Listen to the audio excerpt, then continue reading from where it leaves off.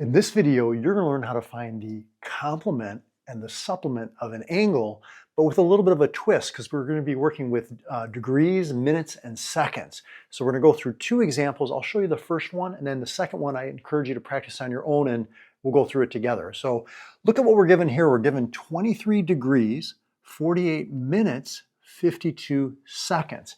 Now what you want to think of is that there are 60 minutes in a degree. So you can almost think of a degree as like an hour. You know how there's 60 minutes in an hour? So you can say there's 60 minutes in 1 degree and there's 60 seconds in 1 minute.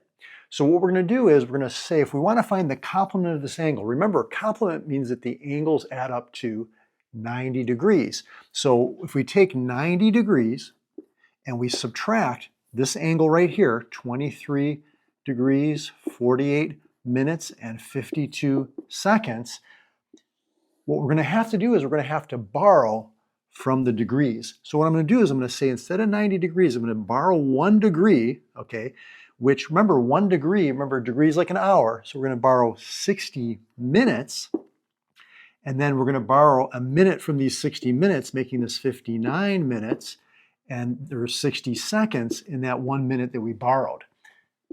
So now when we subtract, we've got 60 minus 52, which is 8 seconds. 59 minus 48 is 11 minutes. And 89 minus 23 is 66 degrees. So that's our final result here, 66 degrees, 11 minutes, and 8 seconds. Now, what if we want to find the supplement? So supplement means that the two angles are going to add up to 180 degrees.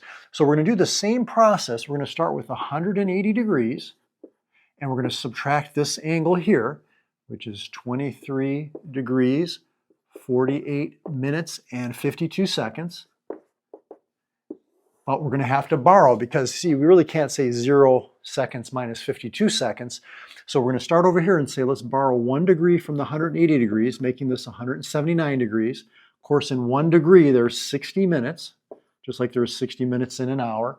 And then we're going to borrow from 1 minute from here, making this 59 minutes. And in 1 minute, there's 60 seconds. So now 60 minus 52 is 8 seconds.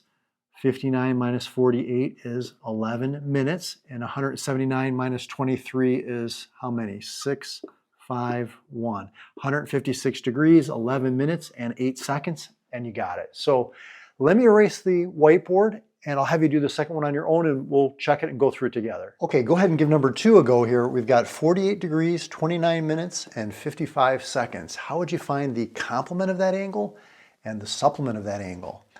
Well, if I was going to do this one, I would start with the 90 degrees. I'm going to subtract this angle, 48 degrees, 29 minutes, and 55 seconds.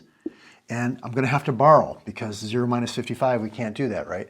So we're going to say borrow 1 degree, making this 89 degrees. Of course, in 1 degree, we know there's 60 minutes, just like there's 60 minutes in an hour. We're going to borrow 1 minute here, making this 59 minutes. But we know in 1 minute, there's 60 seconds. Okay, now we can subtract. 60 minus 55 is 5 seconds. 59 minus 29 is 30 minutes.